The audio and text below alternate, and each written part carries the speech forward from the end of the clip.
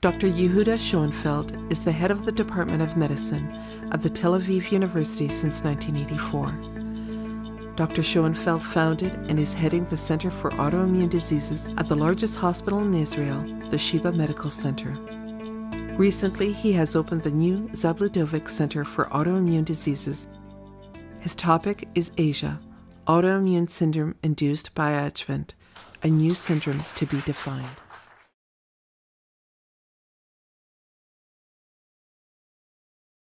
So I went to my colleagues in my laboratory and I asked them, listen, go to the literature, screen the literature and find which vaccine was never ever reported to associate with any autoimmune effect or autoinflammatory. And they came with one vaccine, and it's Nuvovax. And Nuvovax is the only vaccine which does not contain adjuvant.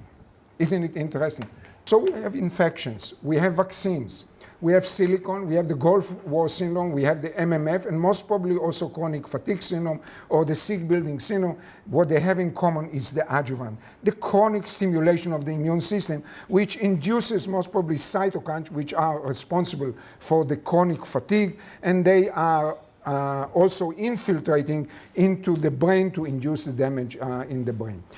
So there is some evidence which nobody can oppose it, even among those who do not believe that vaccine can cause autoimmune disease. And this is the report, again, in the unknown journal, New England Journal of Medicine, 1998, when the swine influenza vaccine was given, and there was a significant increase in Guillain-Barré syndrome. I would mention Guillain-Barré syndrome is a neurological condition of paralysis of the legs, or sometimes it goes to the upper part of the body. And there was no question about it. Actually, there was a second paper in New England Journal of Medicine about 10 or 15 years afterward, 10 years afterward, showing that when they changed something in the vaccine, there was less induction of Guillain-Barré syndrome, but still it was higher than in the regular population where you know the prevalence of Guillain-Barré syndrome. Also with the polio vaccine, we know that it induces transverse myelitis. There was no question about it. This was recognized also by the National Academies of the United States and by Institute of Medicine.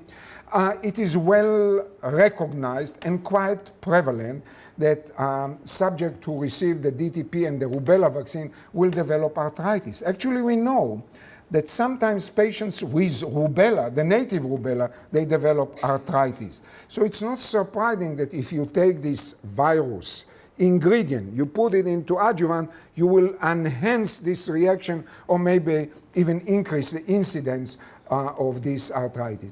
There are other associations, as you can see here, and there are some which are questionable, despite the fact that we had the wonderful talk by Bert about Haemophilus influenza and the IDDM.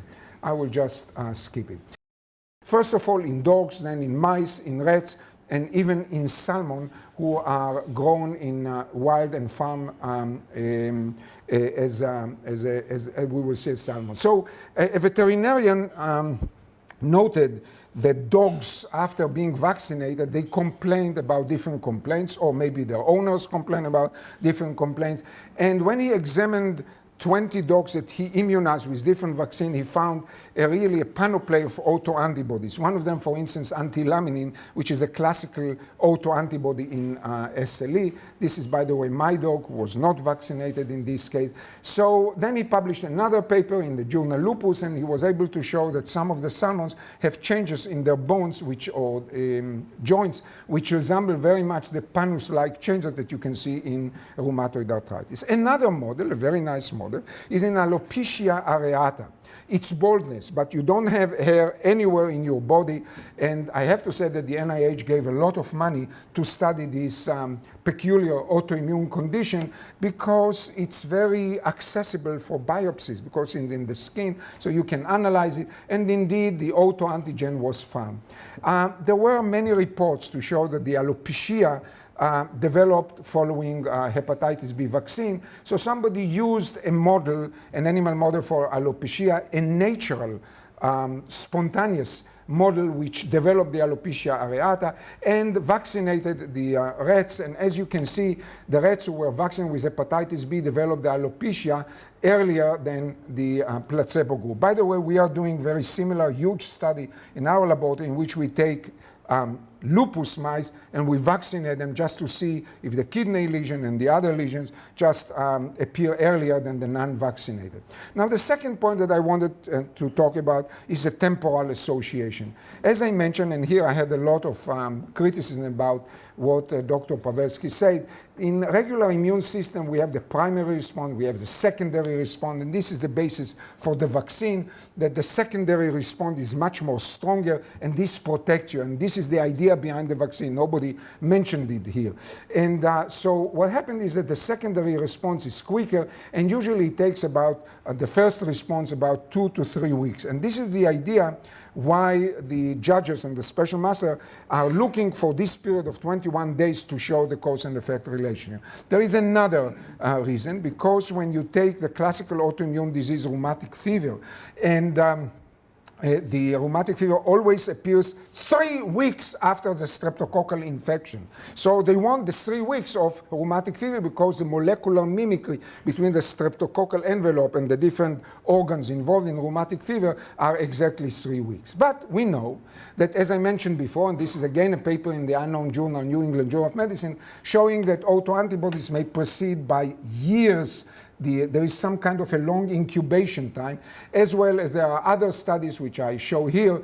For instance, when you follow patients who were vaccinated for flu and you measure autoantibodies, some of them appear only after 6 months. So there is some kind of an incubation period of the vaccine in which they induce the autoantibody. These are studies that when hepatitis B vaccine were shown to associate with multiple sclerosis, they were criticized very much. But if you follow these patients after 3 years, a paper that was published in Neurology, you can see that after 3 years there was a close association between those who developed the hepatitis, developed multiple sclerosis, and those who received the hepatitis B virus. The same story appeared also with the papilloma virus vaccine. We have talked about it too much today, and you can see in the paper recently in JAMA in 2009, they showed that only after 2.5 years of follow-up, the patient developed, and I want to draw your attention to Guillain-Barré syndrome,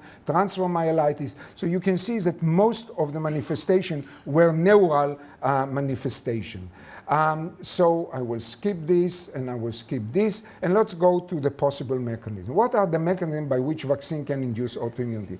There are different aspects of the vaccine, and somebody already talked about it. We have the antigens of the bacteria, of the viruses, mimicking the regular virus, and by that also mimicking some of the ingredients of our body constituents. But there are also the preservatives, and we have also the adjuvant. And as I mentioned, there are many mechanisms by which adjuvant increase the immune reactivity. When I read his papers, I had another inspiration, because he showed very clearly that the macrophage myofasciitis is associated with the adjuvant, and specifically the alum. And these are some pictures which I've taken from his book, but I would like you to draw against your attention to the clinical manifestation. Myalgias, chronic weakness, severe weakness, and sometimes also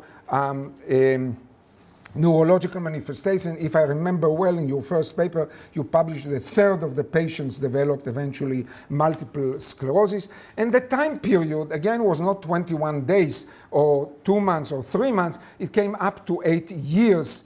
So it shows that there is a long incubation time. This is the paper that I discussed with you about the appearance of macrophage myofasciitis in children. It came out from Israel.